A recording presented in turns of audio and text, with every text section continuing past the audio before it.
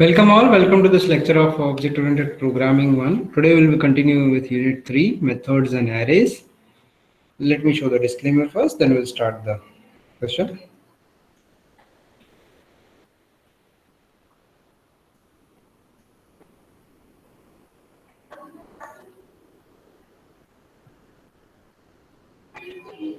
Okay, so let's go to, so see, in this unit we have seen things about, we have learned how to define methods, then how the passing of the values work.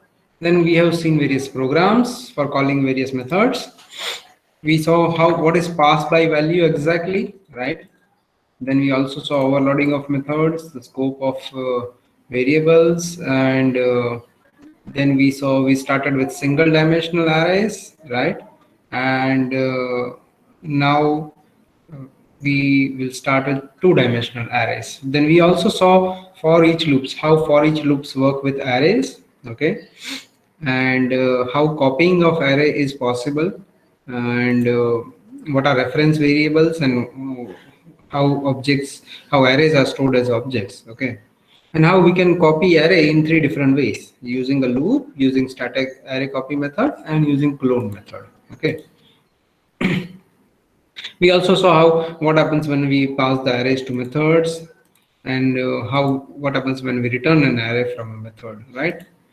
Then we also saw what is an variable length argument list, and it is nothing but it accepts an array that also we saw, right? And then we saw what is searching of arrays, right? And sorting of arrays, right? So there are these, there is arrays class, and inside which it has got these methods, ready-made methods are there, which we can use in order to sort and search and compare two arrays and fill the array with some values and all, do such operations, So these are some of the operations that we have seen, that if this is an array numbers and these are the values inside it, then if you want to sort it, you simply say arrays dot sort and pass that numbers array into it, okay. Similarly, if you want to sort from some specific part of array, some specific starting point and some ending point, in between that you can sort. You can even use a binary search onto a particular array, and it will search for a value, right? And we also saw that if there are some arrays which are having similar values, and what if we want to compare it, then we can use arrays.equals method in order to compare them, and it would return true and false, right? And then we also saw how to fill a particular array with some, fill a whole array or a part of array with some value that you want to fill it, okay. So these all things we had seen last time, right? Now we have also seen this in the starting itself, that whenever we run this any program, and if we pass anything to it through command line, then it will be given to this args array into a string array format, right? So it will be converted into string array, and then it will be given to this args. And basically we can process that particular array in the similar way we process normal arrays, okay. We start the loop from I equal to 0, we go up to the length of that array, and we increment I each time, and each time we display the value. So this is how it works. What if we want to run this? To run this, we have to say Java, and the name of the class, that is command line, that is the name of the class. And then we can give some arguments, say hello world. So these two are arguments, okay. Hello and world, these two are arguments. We can give these two arguments to the command line class, okay. And these two arguments, what will happen is, these two arguments will be converted into a string array, and will be given to this ARGS, right? So we already seen this, how to do this. We also processed this kind of program, right? Then we started with two-dimensional array, right? We saw how to declare a two-dimensional array. It can be declared like this: the type name and then two brackets, or type name, reference variable name, and then two brackets. Okay. We also saw how we can declare it. We saw the example, right? And then we saw what happens. See what happens when you declare. When you say new int 5 and 5. So when you make an array of 5 rows and 5 columns. So this 5 represents what? The number of rows. And this 5 represents what? The number of columns. Okay. So the first index represents what? The first index represents the number of columns, and the second index represents the number of, the first index represents the number of rows, and the second index represents the number of columns, right?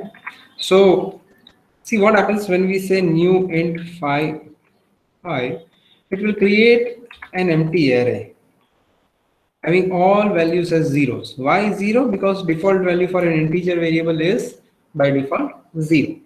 Okay, and since arrays are stored as objects, we need to allocate the memory into the object heap, and so thus it needs to be filled with some default value.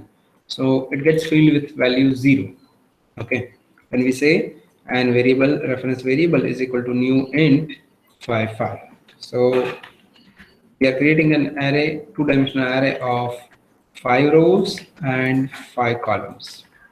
Now when we say, when we want to give some particular location a value, then we use it with the help of column name, row name and the column name. So you can see over here that this part is the row number, and this one is the column number. Okay, this number is the row number and this number is the column number. Okay, you can see that this is how it is. Okay, and when you assign a value to it, that value goes into that location. It gets stored into that location. That number gets stored into that particular location. Okay, we can even declare array. While declaring the array, we can even initialize it by saying see, when we say int bracket and array equal to, this is the starting point, this is the ending point of two-dimensional array, and these are various single dimensional arrays inside it.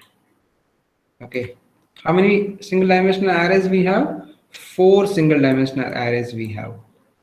Okay, so each array is put into as a row. You see, each array has been put up as an individual row. This 1 2 3 has been put up as an individual row. This 4 5 6 has been put up as an individual row. So in this way, we can even declare the array and also initializing it. Okay, here what did we do? Here just we created the array. We did not initialize it. It was by default initialized with default values. But what if we want to initialize the array with our own values when it gets created? So this is how you can, while declaring itself, you can assign it the values. So this is called as initializing the values, initializing the array with our own user-defined values. Okay.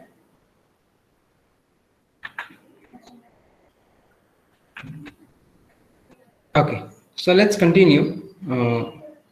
Now see, this is also equivalent to saying this two-dimensional array, which we just now saw, that it has got 4 arrays, each of three columns, right, or three values, it can be also made like this. Check this out. Int bracket array equal to new int 4 and 3. So we are making an integer array of row 4 and column 3, and then we say array 0 is equal to 1, 0 array 01 is 2, and 02 is 3. So we are allocating each individual cell a value one by one. You see, so this is what we are doing it manually. Okay, but this is not good programming style. Okay, this is not a good programming style, but yes, this is equivalent. What we can say, these two are equivalent. If we define it like this, or we define it like this is equivalent to this. So which one is better? Obviously this one is better, right? Because it allows you to declare also the way here it is done, and also initialize it. Also what? Also initialize it. So these two operations are possible in a single statement, right? How I can say single statement? Because the statement ends over here after the semicolon. You see, so this is a single statement. Okay, it can be written in a single line also. Okay, fine. And now, how do you obtain the length of two-dimensional array? Check this out. You say x equal to new int 3 and 4, right? So what happens over here is this x of 0, x of 1, and x of 2. These are three one-dimensional arrays, right? Because we have defined the row number to be 3. So it says there are 3 rows, means there are 3 arrays. And when we say 4, this 4, second 4, it means each array will be of size 4. So you can see over here that x is pointing to an array which is of size 3. Okay, and each array is of size 4. It has got how many values?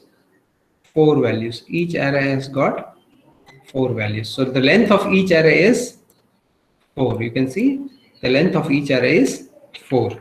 Okay, so this is how the two-dimensional arrays are defined. You see, what happens is, we already know that if we say something like this, int x is equal to new int 3 and 4. So what happens is, this x is nothing but a reference variable. This x is what? It's a reference variable. So it points to the array. Now we can say this x has got 3 arrays inside it, right? So it has got 3 reference variables. In this position, it has got 3 reference variables. You can see, so x of 0 is one reference variable which points to an array. Then x of 1 is a reference variable which points to another array, and x of 2 is also one reference variable which points to another array. Although there is no concept of pointer in Java, but reference variables always point to objects. And here in arrays, in the case of arrays also, the reference variable of the array always points to the array object. And the array object itself may have a reference variable which may point to another array object. So this reference, this location, it can have either value, or it can even have, if we make it 3-dimensional, then it can also point to some another array. Okay, so each and every value can point to some other array, if we make it 3-dimensional. Understand? So this is how the arrays are. So you see the length of, if we say the length of x of I, right? Length of x of I, then it will be what? X of 0's length is 4. X of 1's length is 4.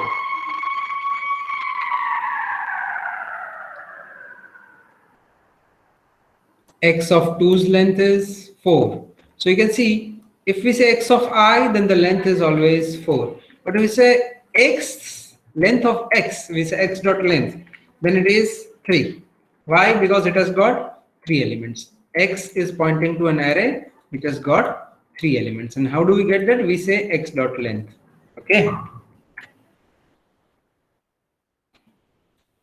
So now see, Java also provides you to create, also helps you to create a ragged array.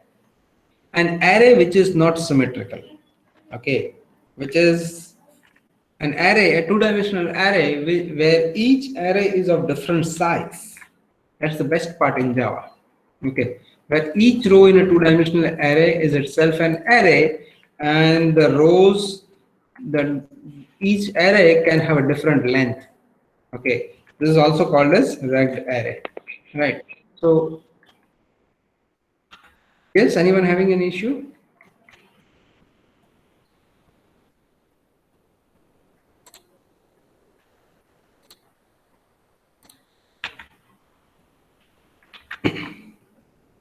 Okay, so this ragged array, basically how we define that ragged array. See, we say int bracket bracket triangle array. Okay, and this is the reference variable name, and then we say new int 5, and we don't give any size. Okay,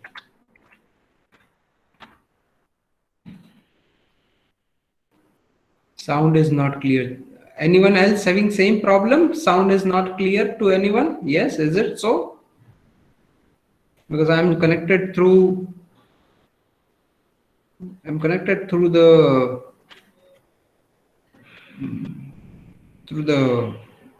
college network, and I think here the network is best. You please keep your mic switched off. Manish, I can see your mic is switched on. Please keep it switched on, Manish.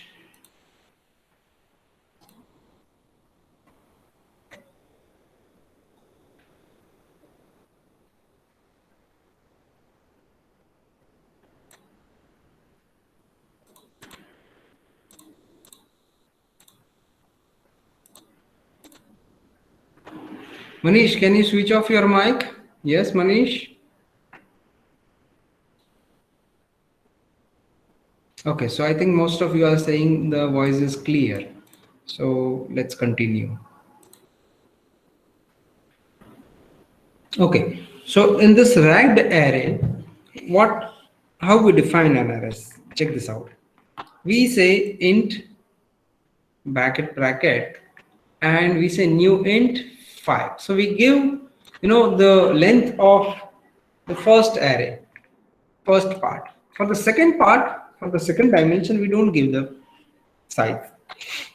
Then how can we define that size? So see, here we say this triangle array 0 is equal to new int 5. So it will create an array of 5 numbers, 5 integers. Then similarly again we set triangle array 1 equal to new int 4. So that will create an array of 4 integers. Similarly we go on creating arrays of size 3, size 2 and size 1. So in this way we create an array like this, where the number of rows are 5. Okay, the number of rows are 5, but the number of columns had not been defined, but had been defined afterwards, and those are not fixed. Okay, so you can see this array has got 5 columns, this array has got 4, this has got 3, this has got 2, and this has got 1.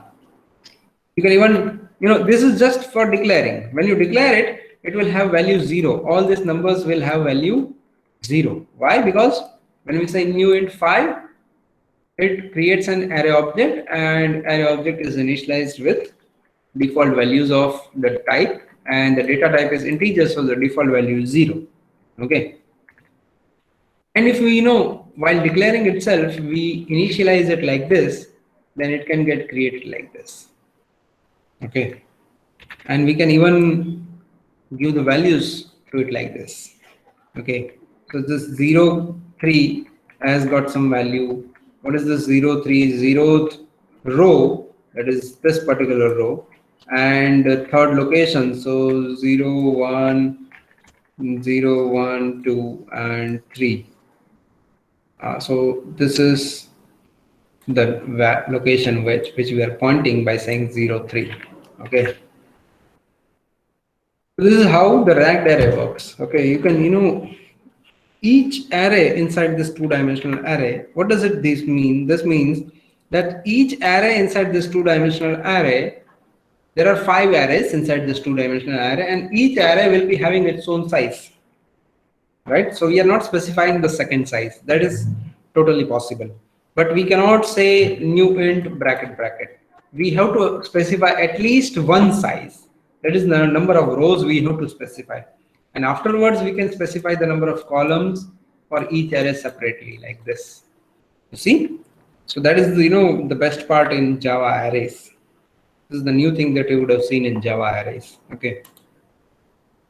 So see, how do we process 2D and two-dimensional arrays? Check this out.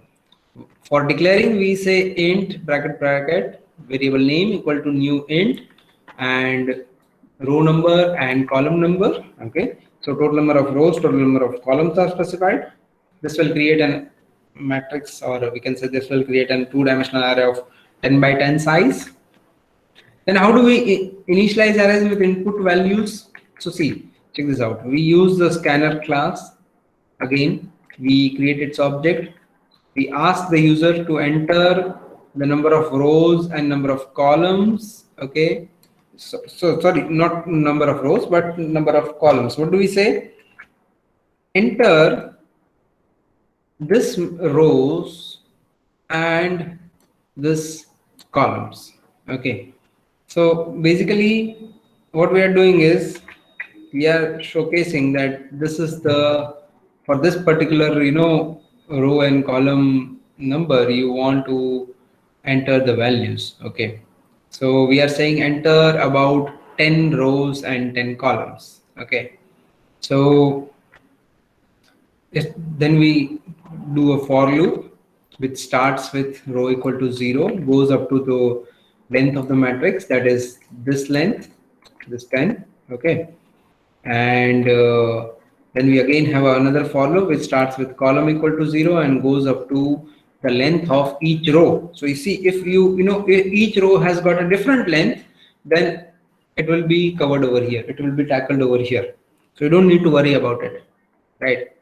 And then for that particular row and column or that particular cell, you get a value, and that is stored inside there. You get that value from the user, you read it from the user, and you just store it out. Okay, so this is getting the values from user. Similarly, when you say initializing array with random values, same kind of loop is used. Only thing is, instead of reading it from the user, what do we do? Instead of that, we use math.random and we multiply it by 100, and we convert it into an integer. We know that math.random gives a value between 0 and 1, so we convert it into 100 and then we convert it into integer. So decimal point gets trashed and we get only an integer value, and that value is stored into that particular row and column. So that is randomly assigned. You see, this is how we process two-dimensional arrays. Okay, and how can we pass two-dimensional array to methods? Yes, it's very simple. The way you used to pass the single-dimensional array, the same way we can pass two-dimensional arrays also. Check this out. In this pass two-dimensional array class, we have this main method where we are saying get an array. Okay, so we are calling a method which will return a two-dimensional array to us. Okay, and then we'll just print the we'll pass that particular array to a method, and that will give us the sum of all the elements of that array. Okay, so see how this works. This get array will be called in the beginning. Okay, which can return an integer two-dimensional array. It uses a scanner object, and it says new int 3 4. It first creates a new integer array, or two-dimensional integer array having 3 rows and 4 columns, and then says enter this number of rows and this number of columns. So, and then we start reading each and every cell value and put into that ith and jth location using for loop. Okay, and then once it is done, what is this m? This m is the integer array, so we return it. We say return m. So this m is being returned to this m. This particular m belongs to get array method, which starts from here and finishes over here, whereas this particular m belongs to main method, which starts over here and finishes over here. So both are different. This m is a local to main method, and this m is local to get array method. Okay. Do you understand what we do? We say first we call the get array in the first row itself of the main method. The control gets passed to this get array method. It reads an array of 3 by 4 size and returns that array to this reference variable m. And now we pass that array to the method sum.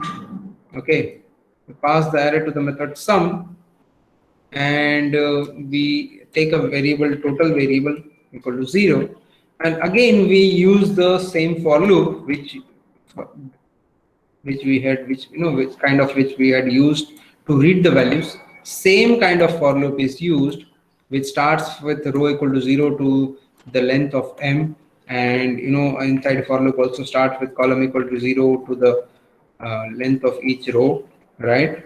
And then that for loop does what? Total is added to each cell. Total, what is total? Total is value 0, and so total is added to each cell. This is equivalent to saying what? This is equivalent to saying total is equal to total plus m of row and column. Okay, so you add each and every cell. You are iterating over each and every cell through this for loops. Okay, and each and every cell is added to this total, and the result is being stored, and the result of this addition is being stored into total. So that total is nothing but the sum of all the elements, and that is being returned over here in the println. Okay, that is being returned into the println. Okay, so this is how we process two-dimensional arrays. There can be multi-dimensional arrays also. Okay, you can see this is a three-dimensional array where the first array length is 6, then the second is 5, then the third is 2. And it can be something like this also. Check this out. This is equivalent. Both of these are equivalent. When we say double three-dimensional array scores, and then we initialize it with with the values directly. So you can see over here how many rows are there? 1, 2, 3, 4, 5, and 6. 6 rows are there, right? There are about 6 rows. You can see this in this way, right? There are about 6 rows. And how many columns are there? Yes. So you can see each row has got about 5 columns, right?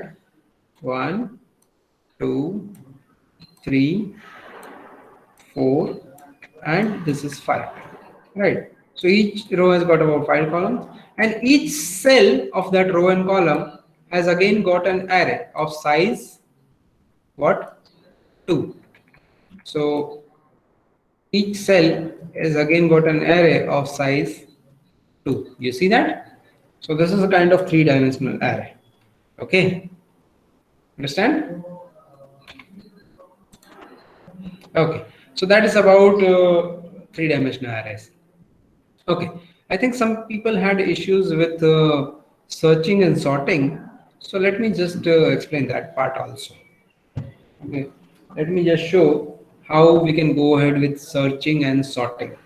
Okay, see, searching is very, very simple. What you have to do is, if it's a single dimensional array, what you do is you simply, you iterate over the array using a loop. start with the 0th index and up to its length you go, okay, or we can say a 1 minus length. This is saying I less than list of length, right? List dot length. So it will go to one less location. So if it's a array size is 10, so it goes from 0 to 9, right? And then we compare whatever value we want to research, that is the key that we have passed to this method, that is being compared to each and every element. And if that particular thing is matched, then we simply return the control directly from here, from this loop. Okay, we don't even need to break it, or we don't need to say continue or something like that. We just simply return the control from this method. Okay, otherwise if the whole for loop ends and we don't find a match, in the end we return -1. Okay, this is a simple linear search. It matches. If I want to search whether that let's say my key is value 5. So if I want to say that this is the list is the array and my key is 5, then what it will do is start comparing each and every element. 1 it is not equal to 5, 4 it is not equal to 5, 4 again is not equal to 5, 2 again is not equal to 5, but this element is equal to 5. This is equal to 5. So which number of element is equal to 0, 1, 2, 3 and 4. Fourth element, starting with index 0, the fourth element is number 5. So it returns what? It returns the index. What does it return? It returns over here. Here it returns the index. Okay, because I is what we are using as for index, right? So similarly in here what we have done is, in this linear search we passed this list and we searched for value 4. So it directly gave us 1. Why? Because 0th location does not have 4. Location number 1 has got 4. Even though location 2 has got 4, but once it has found the match, it will directly return that index. Okay. And if we go for binary search approach, then there is a different kind of searching pattern given into it. And say this is how it goes. It starts with it starts with seeing whether it halves the array size. First, what does it do? It needs a sorted array. Okay. Here in searching in this array, when you say what will be the worst case, so worst case would be something like this. If it's a size of 10 array, it would be 2 raised to 10. That is 1024 elements being compared. Whereas binary search requires only 11 comparison, right? Whereas this linear search would require 1, 0, 2, 3 comparisons in the worst case. So how does this binary search require so many less comparisons? Why? Because what happens is it first uses the sorted array. First thing is it needs a sorted array. So the array will be sorted into into an ascending order. And then what does it do is accordingly it matches. There is a low point, there's a mid point, and there is a high point in the array. And if this is the value, 11 is to be checked, 11 is to be found inside this particular array. So then what it will do is it will start comparing the key with the mid value. Okay, if it checks if key is less than 50, it checks that if key is less than mid, then what do? Then we understand that the key is in between this part. So we make this high as this mid. Okay, so high comes over here, low is as it is, and mid goes to half, again half of the array. Okay, and then we check again with key with the mid. So we say that okay, now key is greater than 7, key is not less than mid, key is not less than mid, which is 7. And what is key? Key is 11. So 11 is greater than 7. So this low becomes the mid, and now you can see low has become the mid value and high has been as it is. Okay, high is as it is, and then mid comes in between, and then it checks, okay, key is equal to the mid value, it compares actually both or all of these three. This is being compared, this is being compared, and this is, so it compares less than value. If key is less than the mid value, then high becomes mid. If key is greater than mid value, then low becomes mid. And if key is equal to mid value, then we have found our search. Okay, then our search is complete. So that's why this is, this is the binary search approach. Okay, here the elements in the array must be already ordered. This is very much necessary. Array must be already ordered, it must be already sorted. Okay, and what does this binary search do? It compares the key with the element in the middle of the array. So every time the key is compared with the middle part, and three conditions are given, three cases are given, you can see over here. If key is less than the middle element, then you need to continue to search for the key only in the in the first half of array. You have to search in the first half of the array. And if key is equal to the middle element, then the search ends with a match. And if the key is greater than the middle element, then you need to continue the search in the second half of the array. You see here, for example, if this was, this was the array, then our key was 11. So and the mid was in the first iteration, mid was 50. So obviously 11 is less than 50. So we have to search in the first half of the array. Now what happens? That much part is our array. And now the key value is greater than mid. What is mid value? 7. And key is greater than mid. So what happens is, now we have to search in the second half of the array, right? And so the second half of the array is being searched, and now the mid value is equivalent to the key. We find our search, we close our search. Okay, so in the worst case, what happens when the binary search approach is used? We need a log base 10, log base 2 n plus 1 comparisons, log base 2 raised to n plus 1 comparison to find an element in the sorted array.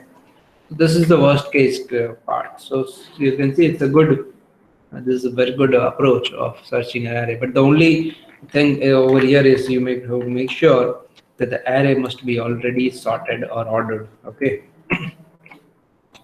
that is binary search. See, here it is given. Here you can see that this is the binary search class where we use this binary search method, and the array is being passed and the key is also being passed.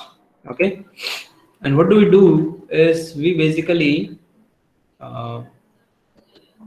we start with low equal to 0 and high equal to the last variable, that is last value, that is list dot length minus 1. So the last index is given to high and the first index 0 is given to low. Okay, and then we say while high is greater than low or equal, high and low, until low and high becomes equal, or low becomes greater than high, up to that part you do the loop, run the loop. And here you say mid is equal to low plus high divided by 2. Okay, so mid is always the half of this addition of this low and high. And then you say if key is less than list of mid, then high is equal to mid minus 1. Else if key is equal to list of mid, then we return the mid. Else low is equal to mid plus 1. So if this is the condition, if key is less than list of mid, then obviously we need to search in what? We need to search in the first half of the array, right? And if it is equivalent to mid, then obviously our search is successful. And if not, then obviously we have to take low to one after to one position after mid, so that we have to search in what? In the second half of the array. Okay, and then this goes ahead and goes on, and what we do is, in the end, we return uh, we return this value. What? Uh, Now, since now at this look, if the control comes at this location, then we say that since high is less than low, key is not found. So we return this minus low minus one. Okay. So basically, if we return, let's say we can even return minus one also. If we return minus one, then it means that we have not found any particular key. Key was not found inside the array. Understand? So this is a simple binary search. Okay. And there is a sorting also. You can even do the sorting. For example, this is a selection sort. Okay. I would suggest you people try to use these particular methods of arrays class specifically for sorting, binary search, equals, fill, and toString. Okay, so I think that's it for today class, and let's end the session over here.